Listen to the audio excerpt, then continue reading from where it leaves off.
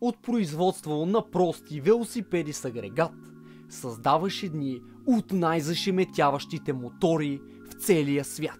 Какво е чувството да избягаш от собствената си страна, но пък да покориш чуждестранните пазари? На всички тези и още изключително много и супер интересни въпроси ще си отговорим днес в новото ми видео, посветено на нашите любими японски марки. И по-точно, днес ще научим кои са топ 30 факта за Сузуки, които най-вероятно не знаете. И ако това видео събере 3000 харесвания за 2 седмици, ви обещавам, че ще пуснем така чаканото от вас видео именно за Nissan.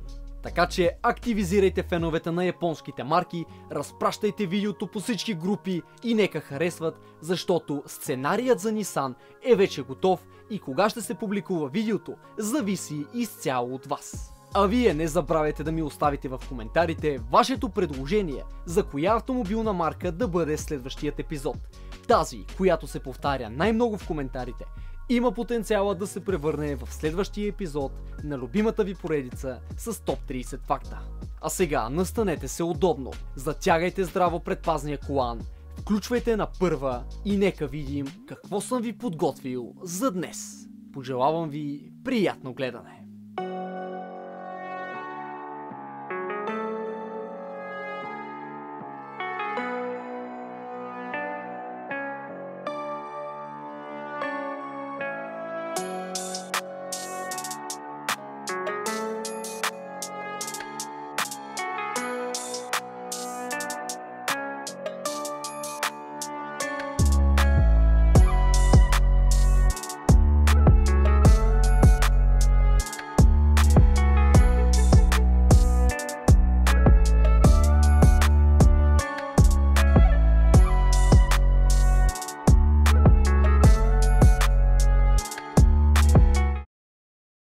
По стара наша традиция, започваме откъде? От самото начало, разбира се.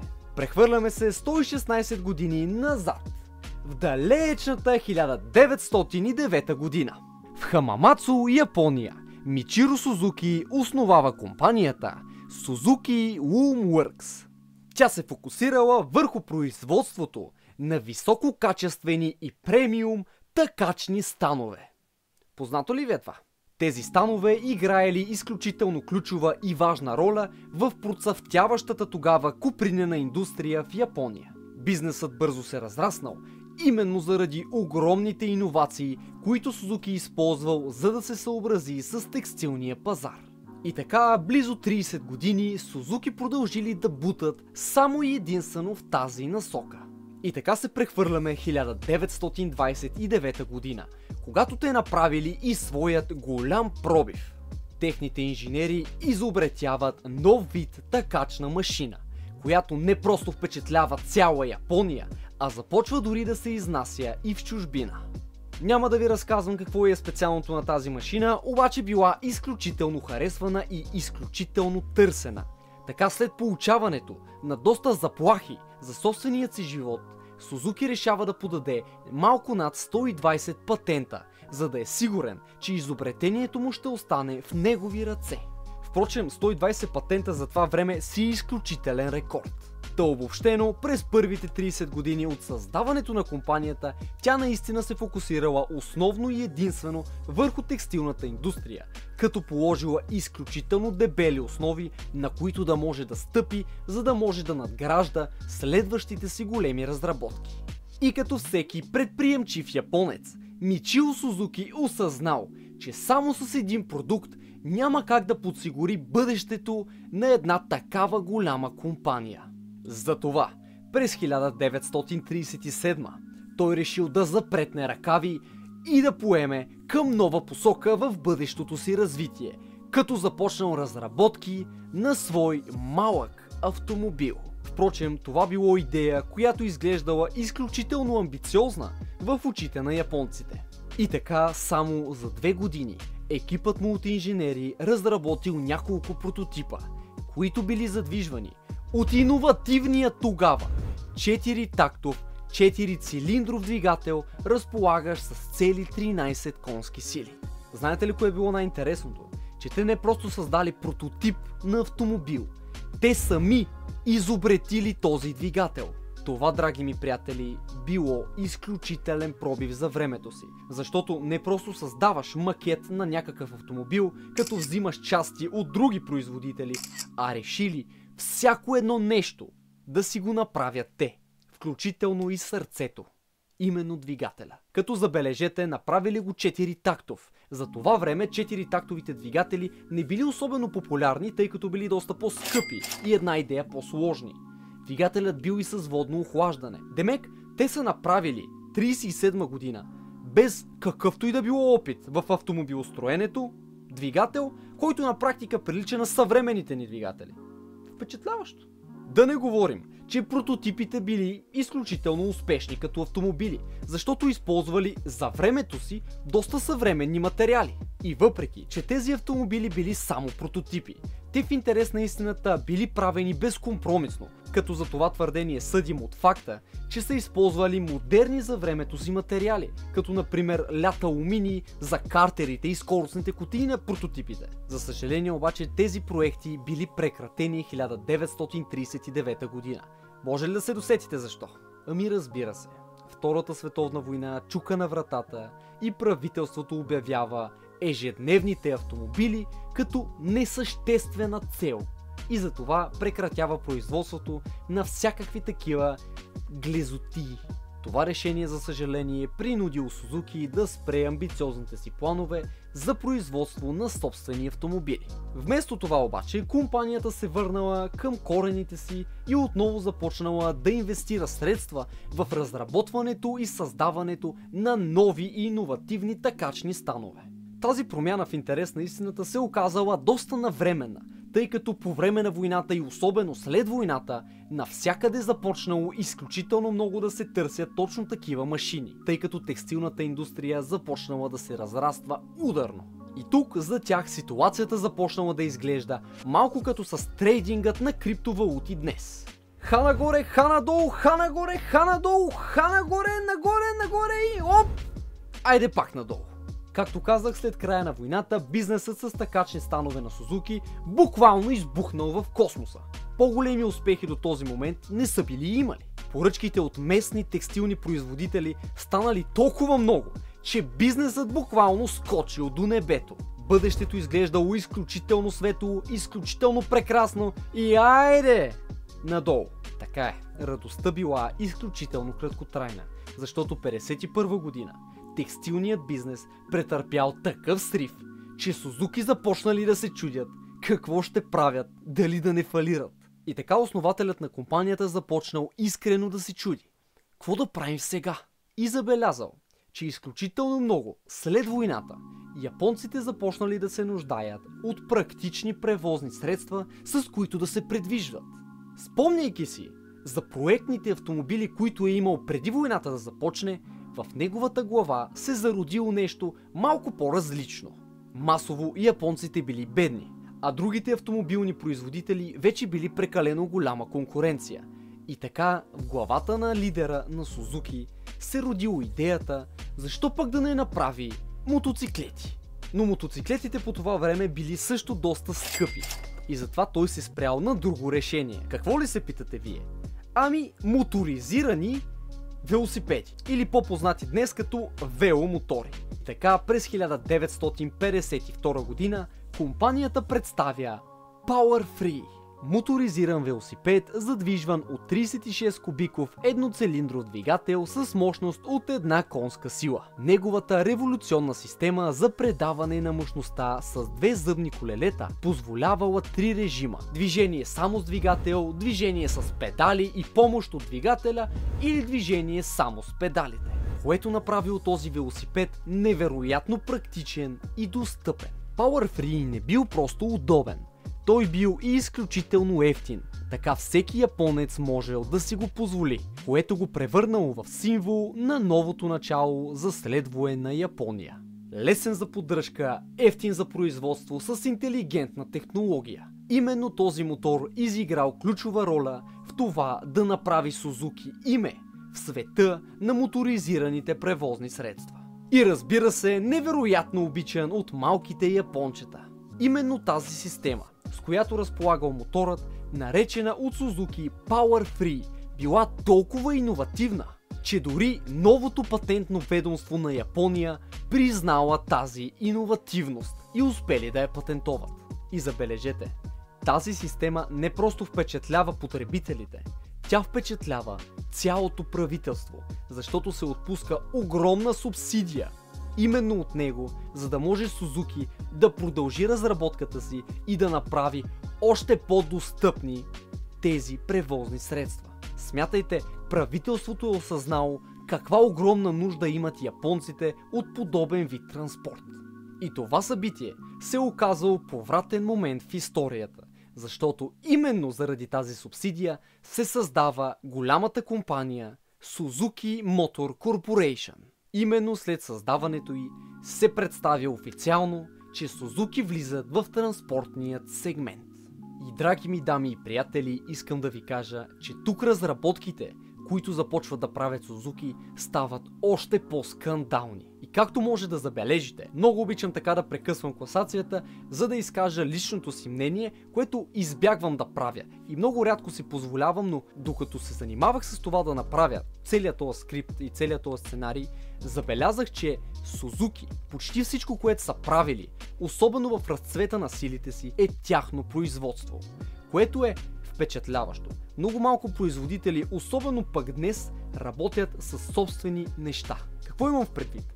Забелязвате ли, че първите им прототипи са направени от хора, които не знаят какво правят в автомобилостроенето и са направили работещи автомобили, конкурентни на другите автомобили. И забележете, когато развиват и следващата си иновация, а именно тази с Power Free системата, тя отново е изцяло тяхно производство. Затова именно успяват и да си я патентоват. Нека се върнем назад и да погледнем становете, които са правили. 120 патента, пичове. 120 патента. Виждате ли, че още от самото начало Сузуки работят като лидери не просто в производството на неща, а в изобретяването им. Така че за хората, които наистина са фенове на марката, хубаво е да знаете, че Сузуки не са просто създатели, те са изобретатели. И това, драги ми приятели, е впечатляващо. Айде сега да продължаваме напред, защото супер много интересни неща останаха, които искам да ви разкажа. През 1953 година новият малък, но изключително мощен 60 кубиков мотоциклет, който виждате на екраните си, носил името Diamond Free. Той донесъл на Сузуки първата от много победи в моторните спортове. Той спечелил първо място в своят клас на престижното състезание в Япония за изкачването на връх Фуджи, демонстрирайки пред всички издръжливостта на това изключително малко двигателче и мощта на японската техника в лицето на Сузуки. И само година по-късно, през 1954, компанията вече произвеждала 6000 мотоциклета всеки месец. Този период е един от най-златните за компанията, защото тогава хората започват да свързват Сузуки с качество, престиж и с какво? Икономичност и достъпност. Нещо, което за японския пазар е изключително важно дори до ден днешен. Именно 50-те години Сузуки става един от лидерите в производство на мотоциклети, не просто в Япония, а като цяло в света. И така, след успеха на мотоциклетите, Сузуки решават да влязат и в съседният сегмент и да започнат и да върнат по-скоро разработването и създаването на свои собствени автомобили. Така, драги ми приятели, се ражда и първият истински автомобил, отново направен изцяло от Сузуки. Това бил автомобилът, който виждате зад мен, а именно Suzuki Suzulite. Компактен автомобил, който се оказал дори още по-успешен. Представяте ли си? Представен през 1955, Suzulite включвал новости, които досега хората в Япония дори не са и виждали. Технологии като предно предаване, независимо окачване на 4-те колела и кормилно управление с рейка и пиньон са само част от нововъведенията. Това били характеристики, които станали акционални и стандартни десетилетия по-късно. Количката била изключително компактна и погледната днес би отговаряла на японските стандарти за кейкар – малки икономични превозни средства, предназначени за градско шофиране. Автомобилът би оборудван с напречно разположен двуцилиндров двигател. Той разполагал и с предно задвижване, както ви казах, изключително новаторско за времето си. Suzu Light бил произвеждан в различни версии, включително седан и лекотоварни модели, които толкова се харесали, че останали в производство до 1969 година. Така както ви казах, 50-те се оказали изключително силни за Сузуки. През 1958 те представят нещо още по-готино. Това бил първият Suzu 5 SM1, напълно развит 50 кубиков модел, който комбинира спомагателният велосипеден двигател на Power Free с щамповано шаси. Този модел се счита за новатор в японските мотопеди и станал предшественик на Селпет. Двутактовият му двигател генерирал максимална мощност от едва 2 конски сили. Ето с точно тази бръмчалка Сузуки успява да издуха останалата японска конкуренция и всички японци започнали да си бръмчат с сузопетчетата и ични име. Ама определено не си мислете, че са спрели да пробват различни неща. В момента толкова много пари изкарвали, че буквално реинвестирали всичко в нови разработки и нови модели. Ето например, 1961 Сузуки пуска на пазара Suzu Light Carry FB. Гледаш го и си викаш, бах ти японската кола. Това кола ли е, пикап ли е, какво е това чудо? И забележете, това е автомобил с двигател, разположен под предната седалка. Абе, мога да ти пари под допарата, ама идеята била автомобилът да бъде къс, практичен и с много малък преден капак. Защо искали това? Ами разбира се, за да може да бъде изключително маневрен и да се управлява дори от жени. За жените специална кола. Няма как, не могат карат големи колите. Именно този дизайн бил наречен, на български се превежда като полукабина. Демек половин кабина, нещо е такова. Двигателят, ако ви интересува, е 359 кубиков, разбира се, с въздушно охлаждане. Двигателят бил двуцилиндров, двутактов с мощност от 21 конски сили. Максималната скорост на тази бейби количка била не повече от 76 км в час. Ма ти къде ще го караш това с повече, бе? Както се казва, целият този пикап, както го гледаш, може да се събере в съвременните ни миниванове. Но какво да правиш? Тогава такива са били стандартите, от това са имали нужда и разбира се, Сузуки го е дало на хората. А има и друго. Все пак малки япончета, малки автомобили. Защо са им големи коли? Тия хорица са мънички. И като казах, че са мънички, не знам дали знаете, обаче този автомобил идвал с ограничение за това до какъв размер хора може ли да се качват в него. Например, ако сте над 1,75, просто забравете да може да го управлявате това нещо. Просто краката ви няма да могат да се сгъват нормално и вие ставате опасен. Това трябва да си дребен. И така, с нарастването на бизнеса и на клиентелата си, Сузуки осъзнава, че се нуждае от още по-голямо разширение на продуктовата си гама. След успеха на сузопетчетата и на Suzu Light, компанията продължила да разработва нови и все по-интересни модели. За тях обаче ще ви разкажа след малко, защото неусетно стигнахме до средата на днешното видео. Тук между другото е прекрасен момент и да се абонирате за канала, ако още не сте. Разбира се, ако сте се абонирали, пък не сте ударили камбанката, ударете я тая камбанка, за да получавате известия винаги, когато се качват новите видеа. Разбира се, ако пък вече сте абонати, не се притеснявайте, може да станете и членове на канала, ако пък искате да ме подкрепите. Но ако и това вече сте направили, не се притеснявайте, още имам задача за вас. Може да ми оставите и едно коментарче, за коя автомобилна марка искате да бъде следващото видео. Тази, която се повтаря най-много в коментарите, има потенциала да се превърне в следващ епизод на Топ 30 факта. Ако обаче сте написали и такъв коментар и все още се чудите какво да правите, ами отидете в това видео, което ще ви излезе ето тук и се запишете за томболата, в която ще подарим на един от вас най-мощният джобен фенер в света, за който между другото имам и ревю. И именно под това ревю, ако отидете и напишете коментар, че се записвате за томболата, ще бъдете изтеглени края на февруари месец. Ще подарим на някой от вас най-готиния фенер в целия свят. Именно това джобно малко миньонче свети повече от фаровете на вашия автомобил. И ако искате да видите тестове и това как едно такова фенерче, което е толкова голямо, може да освети цял блок, може да отидете и да видите ревюто, както и да се запишете за giveaway, абсолютно безплатно е. Оставете едно коментарче, записвам се, абонирайте се за канала и вече сте готови. Разбира се, ако искате и да разберете всъщност дали сте спечелили, няма да е никак лошо да ме последвате и в Instagram, тъй като това условие също е задължително. И тук искам да използвам това прекъсване, за да ви кажа, че който и да го спечели, трябва много да внимава. Защото това няма и 10 см зверче, пуснато на турбо, свети повече от 3 ксенонови автомобилни фара или 10 халогенни такива. Така че много внимавайте на къде го насочвате. Въобще не се шегувам. Внимавайте. Това не е играчка. Така че внимавайте на къде го насочвате. Айде сега аз да ви насоча и към следващата част на това видео, където ще ви разкажа още изумително интересни неща.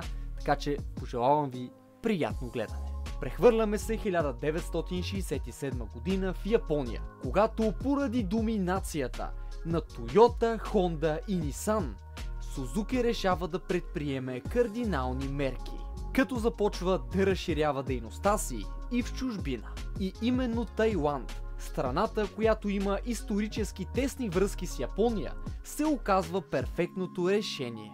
Компанията открива завод в страната, който използва да сглобява частите, произведени в Япония. Този ход не просто отваря изключително много нови работни места, но и се привличат изключително много нови тайландски инвеститори, които успяват да заобиколят ограниченията за внос, които спират изключително много други автомобилни производители. И както сами можете да се досетите, тайландските потребители пък луднали по Сузуки, като дори до ден днешен си го тачат. И именно успехът в Тайланд изключително много вдъхновил Сузуки, защо пък да не направят същата стратегия и с други страни от региона. Именно така компанията разширява присъствието си в Индонезия и Филипините, като открива производствени мощности и установява партньорства с местни инвеститори. Този ход позволил на Сузуки да се утвърди като голям играч в Югоизточна Азия. Това е, батко, кът не става вкъщи, тичаш при съседката. За жалост, въпреки че са тръгнали изключително добре, миналата година, 2024, Сузуки обяви, че ще затворят всичките си заводи в Тайланд 2025. Решението било взето поради изключително ниските продажби и това, че китайските производители буквално изместват всичко друго от пазара. Няма, брат, тия китайци където захапят не пускат. За добро или лошо, Сузуки планира да отиде на нови пазари и да се фокусира вече върху електрическите или полуелектрическите и хибридни автомобили, което не знам доколко е добро, само времето ще покаже. През 1962 година германският състезател Ернст Дегнер, след бягството си от Германската демократична република, се присъединява към Сузуки и споделя тайните на разширената горивна камера, използвана в мотоциклетите на фирмата MZ. Именно това им знание позволило на Сузуки буквално да доминират конкуренцията в 50-кубиковия сегмент на световният мотоциклетен шампионат, печелейки цели 5 последователни титли в 5 поредни години, от 62 до 67. Пък и това гаранция не сте го чували. Не успявайки да постигнат желаните резултати на собственият си пазар, Сузуки отваря нова компания с диверсификация 60-те години. Компанията разработва преносими източници на енергия, като използва своите малки двигатели в електрически генератори и добавя извънбордови двигатели за лодки през 1965. Дори се впускат в жилищното строителство. Кратък, но изключително успешен бизнес. Иновациите и диверсификациите изобщо не били достатъчни, за да успеят да попречат кризата през 73-та да застигне и Сузуки. Ако знаете за коя криза ви говоря, оставете ми в коментарите. Иначе, заради кризата, горивата станали изключително скъпи, хората започнали яко да си стискат парите и пазарът за малки автомобили, да не говорим за големи, рязко започнал да се свива. Така, средата на 70-те години, заради изключително още по-намалелите продажби, Сузуки реално били поставени пред криза. Именно за това те стартирали мащабна експортна кампания. Компанията разширила ударно производството на мотоциклети в Тайланд, Индонезия и Тайван и за първи път започва да изнася автомобили и за Съединените американски щати. Колите на Сузуки, макар и изключително икономични, особено сравнено с американските, които харчели по 3 пъти, ако не и по 4 пъти повече, въпреки тази изключителна икономичност, срещнали огромна трудност с пробиването там. Това било така заради менталитета на американците. Те искали да карат големи коли и много не се интересували от това колко харчат, въпреки че кризата не подминала и тях. И може би това не било основният проблем. Може би по-голям проблем за неуспехите им в САЩ било късното им стъпване на пазара, тъй като Honda, Toyota и Nissan вече били утвърдени там. Впрочем, в канала вече има видеа за Toyota и Honda, така че ако искате, ей тук е едното, тук е другото. Айде, след това видео да ги изгледате и тях. Така стигнахме и до 80-те години. И понеже нещата абсолютно не вървели по-добре, Сузуки решили да станат интернационални. През 82-та те предприемат следващата си изключително амбициозна стъпка, която била да отидат на още повече пазари. Така Сузуки създава стратегически партньорства в Пакистан, Индия, че дори и в Испания. В Пакистан основават компанията Пако, но в Индия Сузуки успява да създаде Марути Удьок, което било смесено дружество с, забележете, индийското правителство. Именно което положило пазарите на най-големият пазар на марката през целия ти живот. Партньорството на Сузуки пък с Land Rover в Испания дало още по-голям и разширен достъп до европейските пазари. Освен това, Сузуки създал нови маркетингови центрове в Нова Зеландия и Франция, засилвайки окончателно глобалното си присъствие. Буквално оставам с впечатление, че тия маняци са искали да бъдат навсякъде, където пробият там. Така 1981 Сузуки включва изключително ключови договори с General Motors и Isuzu Motors, които включват маркетинг и споделяне на производствени съоръжения. Като част от сделката General Motors придобива 3% дял в Сузуки. Това партньорство довело до създаването на съвместен филиал в Канада, който започнал работа 1989 година. Моделите Sprinter, Metro и Sidekick, познати като Geo-Tracker, са основните продукти, създадени в сътрудничество между Сузуки и General Motors. Предполагам всички сте чували за ето тази сладурска количка зад мен. Това е именно Suzuki Swift, но с какво е толкова успешна? Ще попитат някои от вас. Ами с това, че само тя успява да пробие в американският пазар. Ще отговоря аз. През 1983 Сузуки започва производството на популярния субкомпактен автомобил Suzuki Swift, който се продава в САЩ като Chevy Sprint, по-късно известен като Geo Metro. Този модел предлага икономия на гориво и компактен дизайн, които го правят привлекателен за американските потребители. Swift е едно от първите японски творения, които наистина доказват, че японски автомобил може да пробие в щатите, въпреки доказалите се американски марки. Именно това, между другото, е и най-продаваният японски автомобил там за доста дълъг период от време. През 1985 година пък Сузуки започнал да внася и моделът си Suzuki Samurai. Това бил първият SUV на компанията, определен тогава като многоцелево превозно средство, и само за 2 години Samurai се превръща в хит с впечатляващите продажби от 83 000 бройки през 1987 година. Успехът води до основаването на American Suzuki Motor Corporation през 1986 година с централа в Брея, Калифорния, за да се укрепи присъствието на марката в щатите. Но през 1988 независимото издание Consumer Reports публикуват статия, като публично твърдят, че Сузуки Самурай е ненадежден и несигурен автомобил, подчертавайки риска от преобръщане в завой при високи и дори не чак толкова високи скорости. Абе, видяли са, че Сузуки продават адски много, чакай да видим как можем да ги оплюем. Не, че някой ще засилва подобно SUV с високи скорости, но все пак. И въпреки, че Националната агенция за пътна безопасност на щатите определя Сузуки Самурай като не по-опасен от останалите SUV-та на пазара, заради тази статия Сузуки започва да губи яростно челните позиции. Продажбите спадат изключително рязко 88 и 89 година, като през 90-та Сузуки са продали само 13 000 броя от този Самурай. В отговор на кризата, целият управленчески екип на American Suzuki Motor Corporation подава оставка като жест на съпричастност и изкупление. За съжаление обаче, този типично японски горделив подход за американците бил приет като знак за бягане от отговорност и още по-зле се отразил на компанията. Въпреки всичко, Сузуки започнал да работи върху подобрение на този Самурай, като опровергае твърденията на независимата новинарска емисия. Жалко обаче, че въпреки новия Самурай и въпреки новите подобрения, хората вече са се отказали.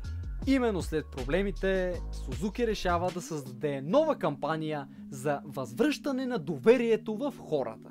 Високата позиция на седене и офроуд възможностите на този автомобил го правили популярен сред младите шофьори, търсещи здрав и отличен автомобил. Успоредно с това, компанията разширява международното си присъствие, като отваря завод в Великобритания през 1986 година, произвеждаща по 15 000 автомобила дневно. През 1988 година Сузуки също така представя и моделът си Suzuki Escudo, известен като Витара на някои пазари, който става един от първите компактни SUV модели с 4 задвижващи колелета, поставяйки началото на популярността в този сегмент. Първоначално Витара е налична като триврат модел с дължина от едва 3 метра и половина, насочен към офроуд възможностите и позициониран над по-малкия Сузуки Самурай. Моделът разполага с задвижване на задните колела с възможност за ръчно превключване към 4x4. През ноември 1990 година била представена и първата 5-врата версия с удължено междуосие, наречена Escudo Nomad в Япония. Тази версия привлича нови клиенти и удовлетворява продажбите на модела на японския пазар. Изключително много хора познавам, които ми твърдят, че Сузукитата са страхотни машини за офроуд. Я ми напишете в коментарите вие с какво мнение сте и смятате ли, че наистина Сузукито може да бъде конкуренция на автомобили от типа на Range Rover-ите или джиповете. Ще ми бъде интересно да прочета и нека заформим една интересна дискусия в коментарите. А знаете ли, че 2016 година Suzuki Motor Corporation попадат в центъра на голям скандал, след като компанията признава, че е използвала неодобрени методи за тестването на разходът на гориво на техните автомобили в Япония. Това води до сериозен удар върху репутацията й и спад в цените на акциите. И като жест на отговорност, типично за японец, Осами Сузуки, легендарният лидер, който управлява компанията повече от 40 години, подава своята оставка. И въпреки скандала, компанията веднага предприема нови действия към това да оправи опетненото си име и отново да спечели сърцата на хората. А знаехте ли, че 1999, когато бил пуснат на пазара първият Suzuki Hayabusa, той се превръща в най-бързият серийно произвеждан мотоциклет в света. Той достигал скорости от над 300 км в час. Това предизвикало толкова голямо вълнение, че водещите производители въвели джентълменско споразумение, с което всички мотоциклети, които се произвеждат след това, да бъдат с заводски ограничения до 299 км в час. Повечето хора, включително и аз, обикновено свързваме Сузуки с техните мотори. И това абсолютно не е случайно. тъй като Сузуки имат изключително много и дълги успехи именно в моторните спортове с мотоциклети. Като например титула в MotoGP през 2020 година, спечелена от феноменалната победа на Жоан Мир. Това става първата титула на Сузуки в MotoGP от 20 години насам, след успеха на Кени Робъртс младши през 2000 година. Това отново напомня, че компанията все още може да се нарича водещ играч в моторспорта. Като за финал, искам да кажа, че Сузуки, макар да не е най-големият автомобилен производител, макар да не се нарежда сред първите, макар да не е толкова популярна и да не е толкова известна, те все пак си остават японски производител, който разчита на надежността и на икономията и на спестените пари. Така че това е марка, която лично според мен правят надежни автомобили, които са подходящи за масовия потребител. Но всъщност истинската сила на марката още от самото начало, дори до ден днешен, се остава в техните мотори. Изключително красиви, изключително готини, адски бързи и всъщност именно те са истинската причина до ден днешен да има хора, които са заклети фенове на тази марка. Именно мотористите са хората, които наистина могат да оценят качеството в тази марка и да й се накефят както си трябва. Така че ако има мотористи, които гледат това видео, напишете ми какво смятате за моторите на Сузуки и карали ли сте такива.